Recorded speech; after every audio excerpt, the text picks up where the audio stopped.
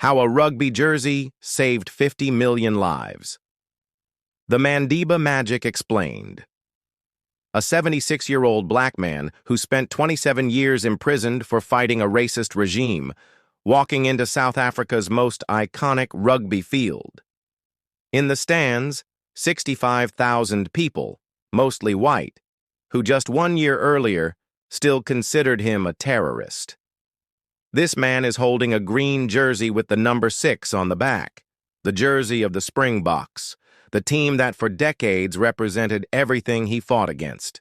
And when he lifts that jersey above his head, something impossible happens. At that moment, Nelson Mandela didn't just hand over a trophy, he saved a nation from civil war with a single move of political genius. It was June 24th, 1995, and I am going to tell you how a piece of green fabric changed the destiny of 50 million people and became the boldest and most brilliant political play of modern history. But before we dive into this story, one that will send chills down your spine, hit that like button if you believe sport can be more powerful than any weapon, and subscribe to the channel because this is only the first part of a saga showing how one man turned hatred into love using nothing more than an oval ball. To understand the magnitude of what happened that day, we need to go back just 5 years, when South Africa was a ticking time bomb ready to explode. In 1990, when Nelson Mandela was released after 27 years in prison, the country faced the most dangerous moment in its history. On one side, 4 million whites terrified of losing everything they had built through decades of privilege. On the other, 45 million blacks thirsting for vengeance after centuries of humiliation and brutality. Between them stood a single man, whom everyone expected to lead the bloodiest revolution the African continent had ever seen. Mandela knew he had 2 options. The first was to give his people exactly what they wanted: sweet, brutal revenge against their oppressors. His own African National Congress comrades pressured him to do precisely that. After all, how could anyone forgive a people who had invented some of the cruelest laws in modern history? How could one embrace those who had torn families apart, destroyed entire communities, killed children in the streets? The second option was even riskier: to attempt something that had never truly worked in human history, to transform mortal enemies into fellow countrymen using the most unlikely force of all: sport. While the entire world expected South Africa to descend into a bloodbath, Mandela did something that left political experts baffled. Instead of studying military strategies or government policies, he was studying rugby. The man who had just become president of a nation on the brink of civil war was memorizing player names, learning game tactics, and, even more astonishingly, learning to speak Afrikaans, the language of his former oppressors. His own advisors thought he had lost his mind in prison. The Springboks were not just a rugby team, they were the ultimate symbol of apartheid. For decades, while talented black players were banned from representing their country, the Springboks traveled the world as ambassadors of white supremacy. Each of their victories was a humiliation for the black population. Each match a painful reminder that they were treated as second-class citizens in their own land. He realized that white South Africans had only 2 true passions: rugby and their fear of losing privilege. It was an insane gamble, but it was the only chance to prevent his country from becoming another Zimbabwe, where racial violence had destroyed the economy and left millions in misery. He discovered that South Africa would host the 1995 Rugby World Cup and saw it as the perfect opportunity to execute the greatest psychological move in political history. But first, he needed to ensure the Springboks reached the final. To do that, he did something that shocked even his closest allies. He started showing up at the team's training sessions, greeting players by name, asking about their families, showing genuine interest in the men who symbolized everything he had fought against for decades. Francois Pienaar, the Springboks captain, was completely stunned when Mandela addressed him by name at their first meeting.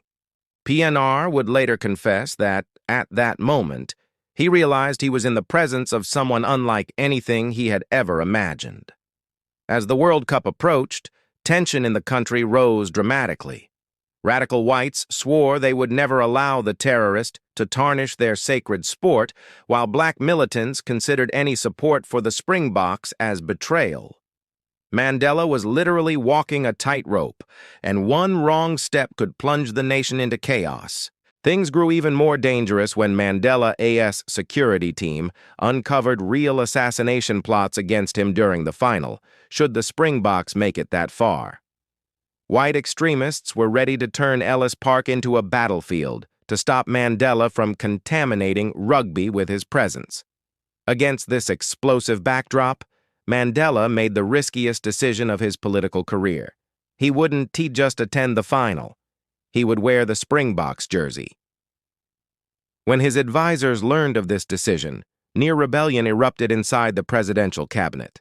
"Mr. President, this is political suicide," shouted one of his closest aides. "The black community will feel betrayed, and the whites will see this as provocation." Mandela listened quietly to all objections, then replied with his signature calm. "Sometimes, to win a war, we must first lose a battle. And if losing this battle means winning peace, then it is a price I am willing to pay." June 24, 1995, dawned with Johannesburg in maximum security mode. Snipers were positioned on every building around Ellis Park. Police presence was tripled, and helicopters hovered constantly. Inside the stadium, 65,000 people waited nervously for what many believed might be the last peaceful major sporting event in the nation's history. The Springboks had reached the final after a near-miraculous campaign, defeating stronger teams with a determination that surprised even their fans. Facing them were the legendary All Blacks of New Zealand, widely regarded as the best team in the world, but no one had accounted for the 16th player who would take the field that day. Before kickoff, Mandela walked into the Springboks locker room for a speech that would change history. Dressed in an impeccable suit, he entered that sacred rugby space and said only a few words. "Boys, our entire country is watching. You're not just playing for yourselves, you're playing for all of us." Francois Pienaar would later describe it as the most moving moment of his life, not because of the words themselves, but because of the absolute sincerity with which they were spoken. The match itself was epic, a brutal battle stretching into overtime under Johannesburg's blazing sun. At 2,800 meters above sea level, the thin air exhausted both teams, yet the Springboks seemed to draw energy from something supernatural. Every tackle, every run, every kick carried decades of repressed emotion. When Joel Stransky landed the drop goal sealing a 15-12 victory, the entire nation froze. But the real historic moment was only beginning.